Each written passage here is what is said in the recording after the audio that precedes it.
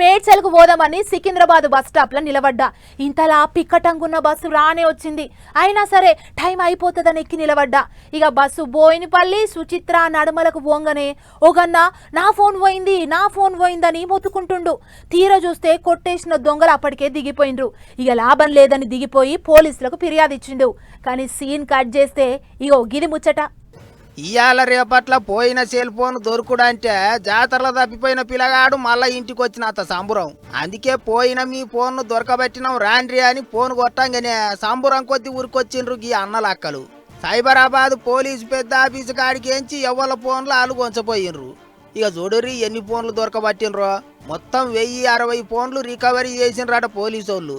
గట్ల దొరికిన గా ఫోన్లను ఎవలయాలకి ఇద్దామని పెట్టిన మీటింగే ఇది. అయితే రాజేంద్రనగర్, శంషాబాదు, మేడ్చల్ ఇంకా బాలనగర్ జోన్ల దిక్కు గీ రికవరీ నడిచిందట.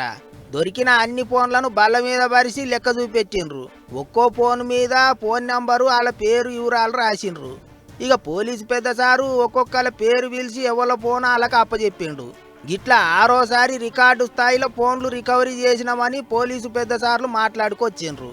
అంతేకాదు చాలా మందికి ఫోన్ పోతే ఎట్లా ఫిర్యాదు చేయాలనో సుత తెలియదు. CEIR అనే పోర్టులకు పోయి అందులో మీ ఫోన్ వివరాలు, మీ ఆధార్ నెంబరు, మీ ఫోన్ నెంబరు అన్ని ఎంటర్ చేస్తే ఇక పోలీసు వాళ్ళకు ఫిర్యాదు పోయినట్లేనట.